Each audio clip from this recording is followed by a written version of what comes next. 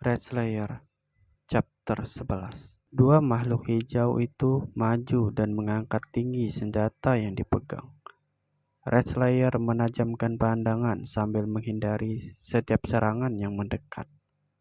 Selagi menarik tubuh ke kiri, pentungannya sukses mengenai kepala goblin yang ada di sebelah kanan dan memuncratkan darah segar. 1. Perisai yang telah diganti dan memiliki sisi tajam terayun menggorok leher goblin yang ada di sebelahnya, membuat kepala goblin itu menggelinding dan darah membasahi lantai gua. 2. Satu lagi goblin maju dari depan sambil memegang belati, berteriak kesal melihat temannya terbunuh dengan mudah. Obor yang di tangan Red Slayer menancap di wajah monster itu sebelum dia dapat memberi serangan. 3. Suara dan bau daging terbakar menyeruak hidungnya, menambah rasa mual. Makhluk itu jatuh dengan wajah terbakar. Red Slayer memandang dingin yang tersisa dari mereka. 4. Derap langkah bergema di gua ini. Keseluruhan yang tersisa maju. Otak mereka seolah memiliki satu kesimpulan. Jika melawannya sendiri-sendiri, mereka akan kalah. Tapi itu tidak memberi perbedaan. Red Slayer membuang obor, membuat penerangan area sekitar terlihat. Dengan pentungannya yang berlumur darah dari goblin yang telah dibunuhnya, gada itu terayun dan mengenai telak kepala monster yang ada di depannya, membuatnya jatuh tersungkur dengan jeritan memilukan. 5. Korban selanjutnya ada di sebelah kiri.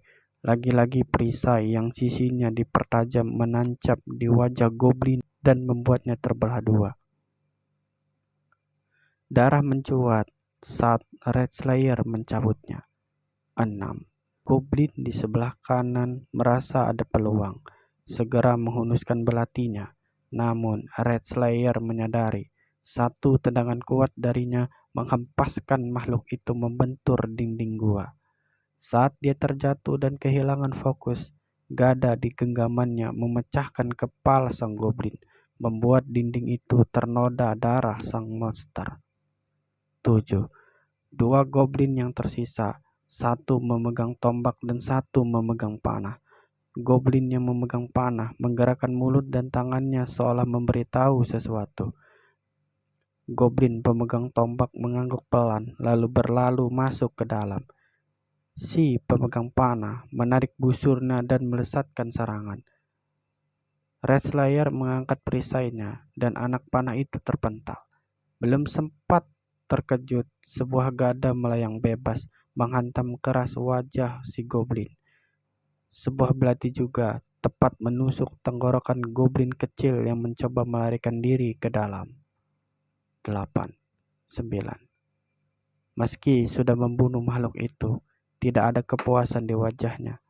Mungkin kepuasannya sudah hilang atau kenyataan lain jika monster yang dibantai bukanlah Omnirat. Tak ada yang mengetahui itu selain dia. Mengabaikan mayat yang sudah berserakan, Red Slayer mengambil obor baru dan menyalakan kembali, bersiap masuk lebih dalam. Saat kakinya hendak melangkah, dia menemukan sebuah pedang tergeletak.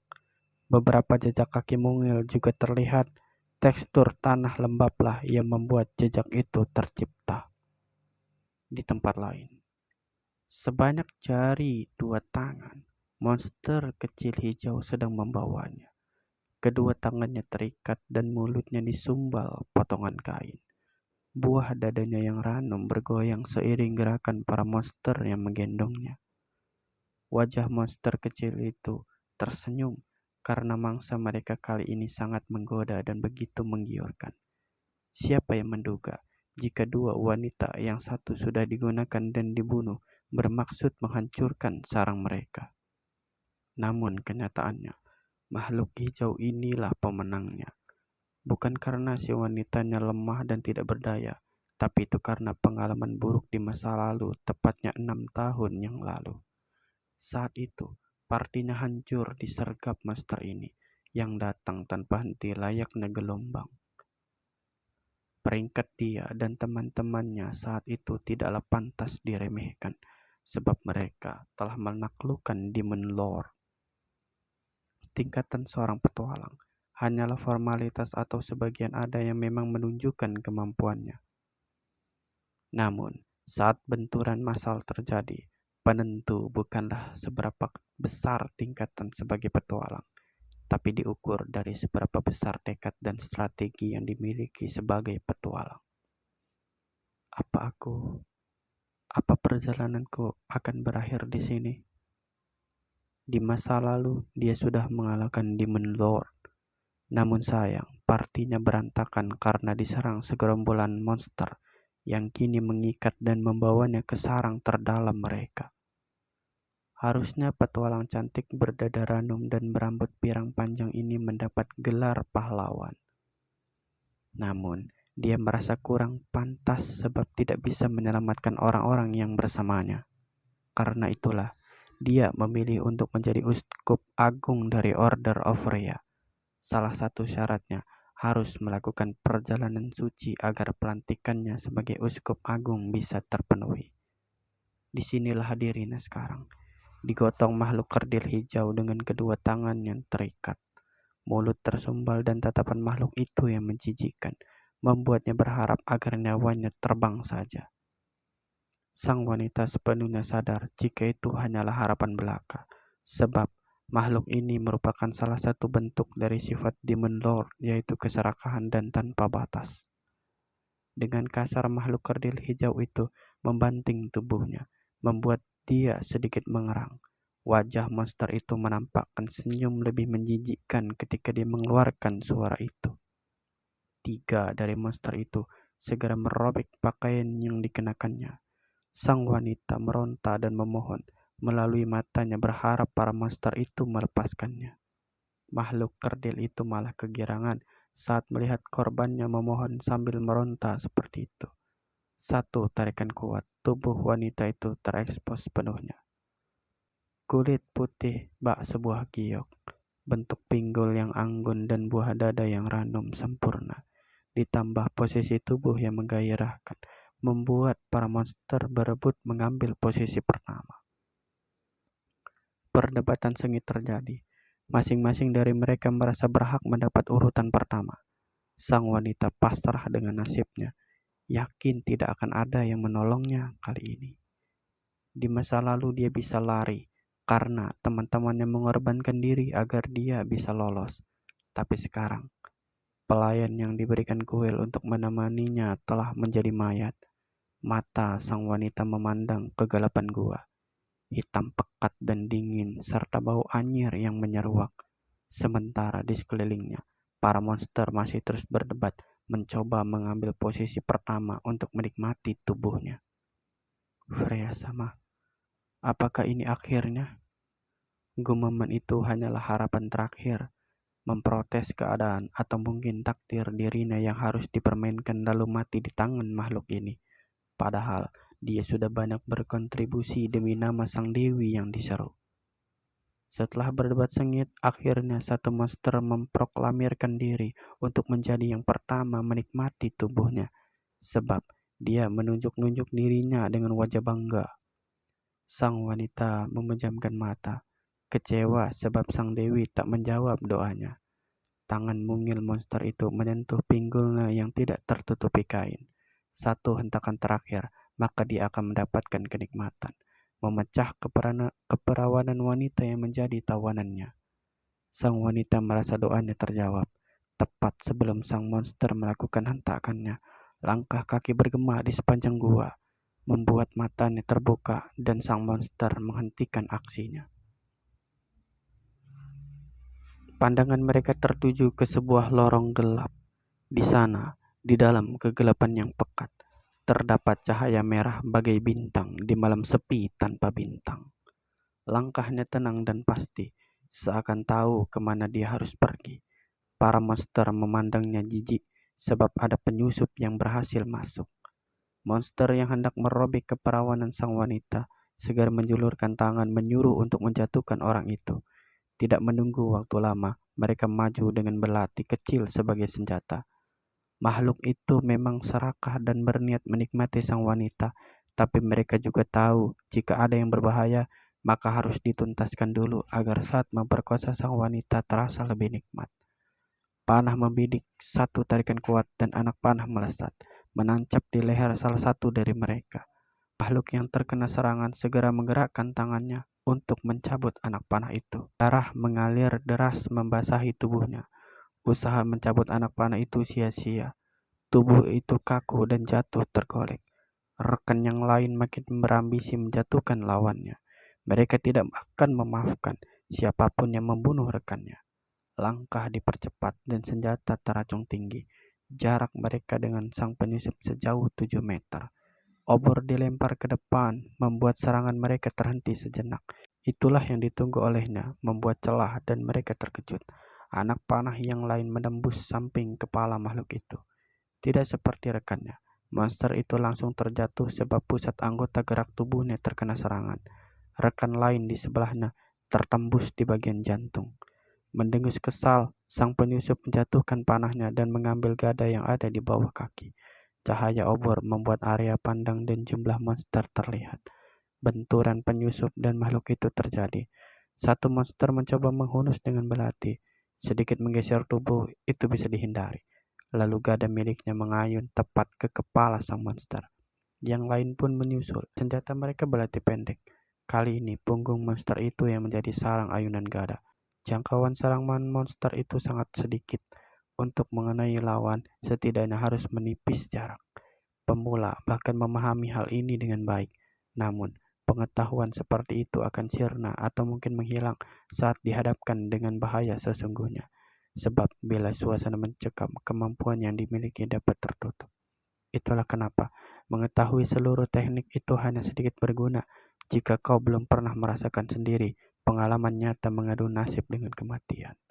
Karena itulah, bagi seorang petualang, pengalaman pahit jauh lebih berharga daripada senjata sihir atau legendaris. Karena akan membuatmu beradaptasi dengan ketidakaturan putaran dadu yang dimainkan para dewa. Pengalaman akan membuatmu sedikit memahaminya dengan lebih baik. Ayunan gada sang penyusup begitu akurat, mengenai bahu, tengkuk, dada, dan kaki. Setiap monster itu bersentuhan dengan gada miliknya. Setiap itu juga darah selalu bersimbah mengotori lantai. Satu makhluk yang terlentang lemah mencoba melawan dengan mengangkat tangan hendak menyerang menggunakan sisa tenaganya. Mata penyusup memandang dingin dan satu ayunan sukses membuat gada miliknya bersarang di kepala sang monster. 18. Kurasa kau yang terakhir. Gada yang sudah terlumuri darah saudara-saudaranya teracung padanya. Wajah takut terlukis namun hatinya memanas melihat rekannya terbantai tepat di depan mata. Mulutnya terbuka lebar dan mengeluarkan suara tak jelas, mungkin kutukan atau sumpah serapah. Penyusup berambut pirang itu tidak mengetahui sama sekali apa maksudnya. Saat gada itu terayun pelan untuk dilempar ke arahnya, gua ini berguncang hebat. Jejak langkah yang besar menggema keras dan menciptakan getaran kecil. Apapun penyebab ini terjadi, sepertinya bukanlah hal baik. Sang monster tertawa saat merasakan itu. Tanpa keraguan lagi, gada itu terayun, memecahkan kepalanya yang sedang lengah, sebab merasa tertolong. 19. Sang wanita samar melihat tubuh tegap menolongnya. Postur dia berdiri yang tampak hitam karena membelakangi cahaya obor sama seperti dia. Kapten, aku bukan kapten atau siapapun yang kau kenal.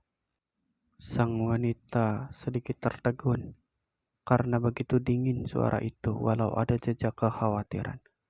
Lalu dia menyadari satu hal yang sangat penting. Segera dia memeluk diri dan menutupi area yang bisa membuat keduanya salah paham. Rona merah tercipta di pipinya dengan cepat memunggungi penyelamatnya itu. Jantungnya serasa mau pecah sebab lajunya yang tidak normal. Keadaannya saat ini tidaklah pantas untuk disebut calon uskup agung dari Order of Rhea. Apa dia akan menganggapku aneh, mengabaikan seseorang yang telah menyelamatkannya? Tapi saat ini tubuhku sama sekali tidak tertutup sehelai kain. Sebuah jubah putih segera menutupi tubuhnya.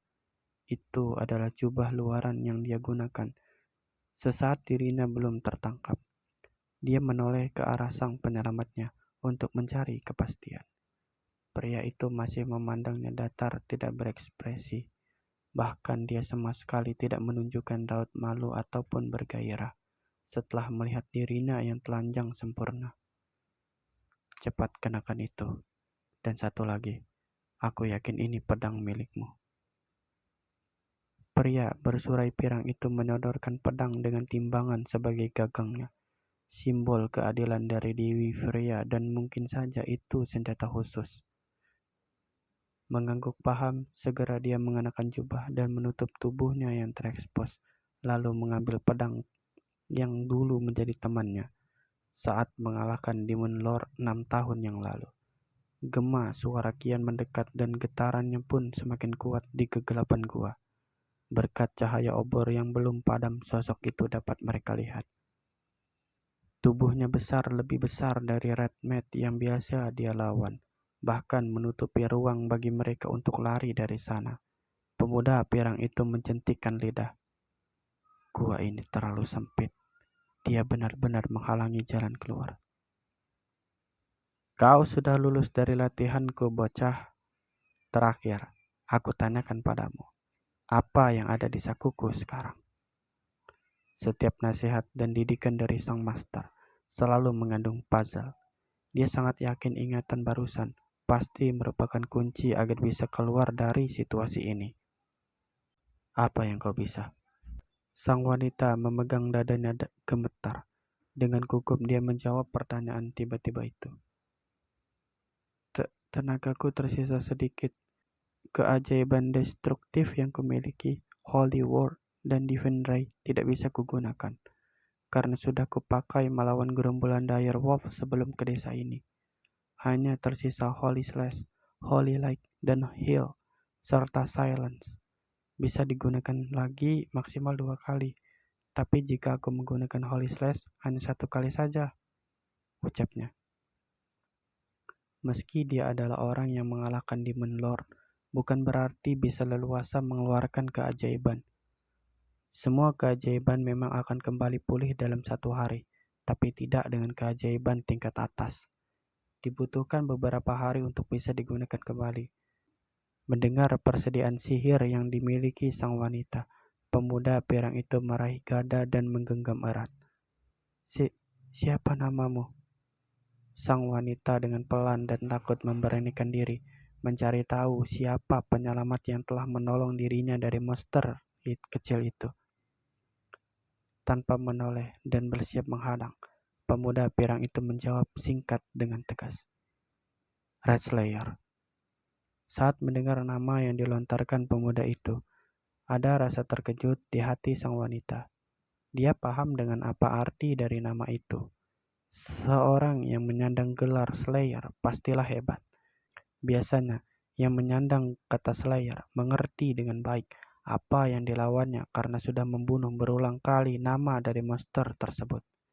Di kota tempatnya berasal, hanya segelintir yang menyandang gelar itu. Biasanya mereka adalah spesialis makhluk besar seperti naga, waem, troll, giant, atau makhluk yang sulit ditangani lainnya. Tapi pemuda di depannya ini dengan bangga menyebutkan namanya sebagai Red Slayer, seorang pembunuh yang terspesialisasi akan makhluk pengerat. Ingin sekali dia tertawa. Namun, dia mengingat wajah pemuda itu yang tidak beremosi. Wajah itu bukanlah dibuat-buat agar terlihat menyedihkan atau dikasihani. Wajah itu merupakan cerminan dari masa lalu yang mungkin tidak bisa dibayangkan atau berharap untuk melupakannya namun tidak bisa. Dia mengetahui itu sebab telah bertemu banyak orang sebelumnya. And cut. Thank you bagi kalian yang udah mendengarkan sampai habis. Sampai jumpa di chapter selanjutnya. Bye bye.